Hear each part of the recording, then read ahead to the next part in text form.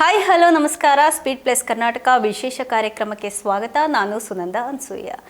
S Mahender ಹಾಗೆ ಶ್ರುತಿ ಅವರ ಒಂದು ಡಿವೋರ್ಸ್ಗೆ ಅಸಲಿ ಕಾರಣವಾದರೂ ಏನು ಗೊತ್ತಾ?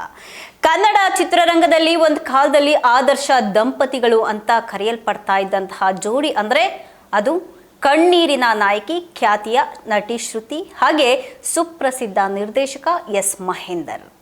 ಕೌರವ, ಗಟ್ಟಿಮೇಳ, ಶ್ರುತಿ ಮುಂತಾದಂತಹ ಒಂದು ಸೂಪರ್ ಹಿಟ್ ಸಿನಿಮಾಗಳ ಮೂಲಕ ಕನ್ನಡಿಗರ ಮನಸ್ಸನ್ನು ಗೆದ್ದಿದ್ದಂತಹ ಈ ಒಂದು ಜೋಡಿ ಏನಿದೆ, ಈಗಲ್ಲ ಆಗ ನಿಜ ಜೀವನದಲ್ಲೂ ಸಹ ಒಟ್ಟಾಗಿ ದಾಂಪತ್ಯ ಜೀವನಕ್ಕೆ ಕಾಲಿಟ್ಟಾಗ ಇಡೀ ಚಿತ್ರರಂಗ ಅಲ್ಲ, ಇಡೀ ಕನ್ನಡ ನಾಡಿನ ಜನತೆ ಕೂಡ ಸಂಭ್ರಮ ಪಟ್ಟಿತ್ತು.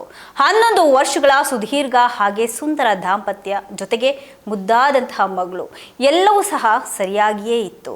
ಆದರೆ ಇವರು ಚಿತ್ರರಂಗದ ಮಾದರಿ ಜೋಡಿ ಅನಿಸ್ಕೊಳ್ತಿರುವಾಗಲೇ ಇದ್ದಕ್ಕಿದ್ದಂತೆ ಸಿಡಿದಂತಹ ಆ ಒಂದು ಸುದ್ದಿ ಇಡೀ ಕರುನಾಡನ್ನೇ ಬೆಚ್ಚಿ ಬೀಳಿಸುತ್ತೆ. ಅದೇ ಶ್ರುತಿ ಮಹೇಂದರ್ ವಿಚ್ಛೇದನ. ಅಷ್ಟಕ್ಕೂ ಅನ್ಯೋನ್ಯವಾಗಿದ್ದಂತಹ ಈ ಜೋಡಿ ನಡುವೆ ಬಿರುಕು ಬಿಟ್ಟಿದ್ದು ಯಾಕೆ? ಆ ಒಂದು ಸತ್ಯ ಇದುವರೆಗೂ ಸಹ ಎಲ್ಲೂ ಕೇಳಿಲ್ಲ. ಅಂಥದ್ದೊಂದು ಸತ್ಯ ಈಗ ಬಯಲಾಗಿದೆ. ಅದು 2009ನೇ ಇಸ್ವಿ ಬೆಳ್ಳಂಬೆಳಗ್ಗೆನೇ ಒಂದು ದೊಡ್ಡ ಬ್ರೇಕಿಂಗ್ ನ್ಯೂಸ್. ನಿರ್ದೇಶಕ ಮಹೇಂದರ್ ಅವರಿಗೆ ವಿಚ್ಛೇದನ ಕೊಡೋದಕ್ಕೆ ಮುಂದಾದಂತಹ ನಟಿ ಶ್ರುತಿ.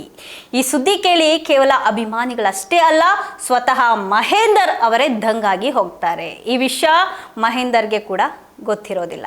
ಕೌಟುಂಬಿಕ ನ್ಯಾಯಾಲಯದ ಮೆಟ್ಟಿಲೇರಿದಂತಹ ಶ್ರುತಿ ತನಗೆ ವಿಚ್ಛೇದನ ಬೇಕು ಅಂತ ಹೇಳಿ ಅಧಿಕೃತವಾಗಿ ಅರ್ಜಿಯನ್ನು ಸಲ್ಲಿಸಿರ್ತಾರೆ.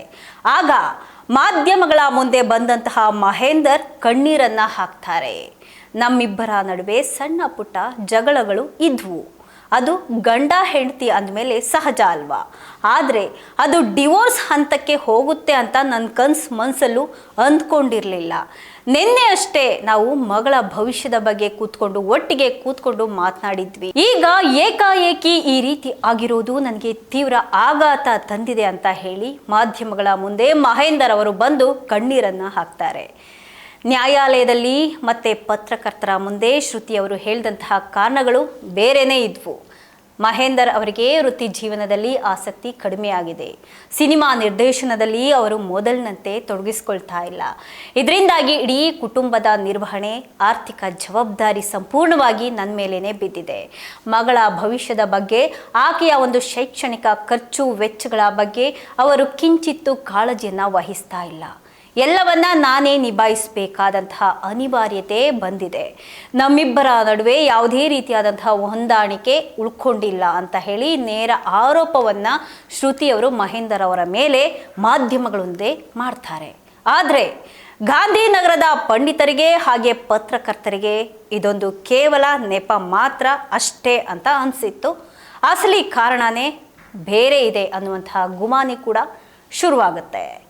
ಶ್ರುತಿ ಅವರು ವಿಚ್ಛೇದನ ಅರ್ಜಿಯನ್ನ ಸಲ್ಲಿಸಿದ ಕೆಲವೇ ದಿನಗಳಲ್ಲಿ ಆ ಒಂದು ಅಸಲಿ ಕಾರಣ ಜಾಹೀರಾಗುತ್ತೆ. ಹೌದು, ಮಾಧ್ಯಮಗಳಲ್ಲಿ ಪುಟಗಟ್ಟಲೆ ಸುದ್ದಿಯಾದಂತಹ ಆ ಹೆಸರು, ಆ ಮೂರನೇ ವ್ಯಕ್ತಿ ಚಕ್ರವರ್ತಿ ಚಂದ್ರಚೂಡ್. ಪತ್ರಕರ್ತ ಹಾಗೆ ನಿರ್ದೇಶಕನಾಗಿದ್ದಂತಹ ಚಂದ್ರಚೂಡ್ ಮತ್ತು ಶ್ರುತಿ ಅವರ ನಡುವಿನ ಆಪ್ತತೆ ಮಹೇಂದರ್ ದಾಂಪತ್ಯದಲ್ಲಿ ಬಿರುಗಾಳಿಯನ್ನೇ ಎಬ್ಬಿಸಿತ್ತು ಅನ್ನೋದು ಆಗಿನ ಒಂದು ಪ್ರಮುಖ ಸುದ್ದಿಯಾಗಿತ್ತು.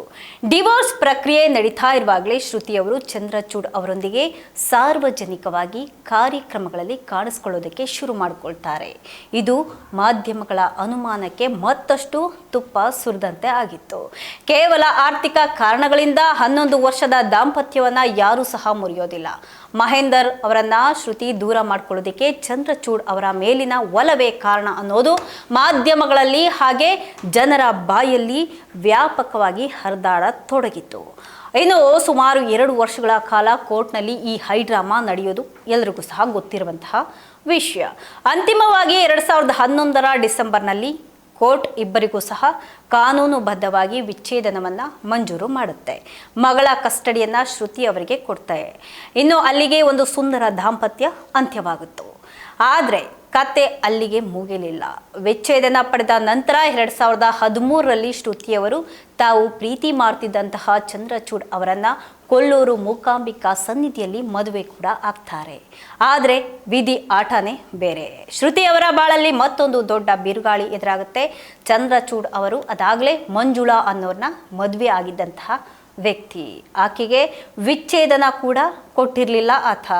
ಮೊದಲ ಪತ್ನಿಗೆ ವಿಚ್ಛೇದನ ಕೊಡದೆ ಎರಡನೇ ಮದುವೆಯಾಗಿದ್ದು ಕಾನೂನು ಬಾಹಿರ ಅಂತ ಸಾಬೀತಾಗುತ್ತೆ. ಮಂಜುಳಾ ಅವರು ಕೋರ್ಟ್ ಮೆಟ್ಟಿಲೇರ್ತಾರೆ. ಅಂತಿಮವಾಗಿ ಕೌಟುಂಬಿಕ ನ್ಯಾಯಾಲಯ ಶ್ರುತಿ ಮತ್ತೆ ಚಂದ್ರಚೂಡ್ ಅವರ ಮದುವೆಯನ್ನ ಕೂಡ ಇನ್ವ್ಯಾಲಿಡ್ ಅಂತ ಘೋಷಣೆ ಮಾಡುತ್ತೆ. ಈ ಘಟನೆಯಿಂದ ಶ್ರುತಿಯವರು ತೀವ್ರ ಮಾನಸಿಕ ಆಘಾತಕ್ಕೆ ಒಳಗಾಗ್ತಾರೆ. ಮತ್ತೆ ಚಂದ್ರಚೂಡ್ ಅವರಿಂದನೂ ಕೂಡ ಶಾಶ್ವತವಾಗಿ ದೂರ ಆಗ್ತಾರೆ. ಒಂದು ಕಾಲದಲ್ಲಿ ಕನ್ನಡದ ಕಣ್ಣೀರಿನ ನಾಯಕಿ ಅಂತ ಖ್ಯಾತರಾಗಿದ್ದಂತಹ ಶ್ರುತಿ ಅವರ ನಿಜ ಜೀವನದಲ್ಲೂ ಸಹ ಕಣ್ಣೀರಿನ ಕತೆಗಳೇ ತುಂಬಿ ಹೋಗಿರುತ್ತೆ.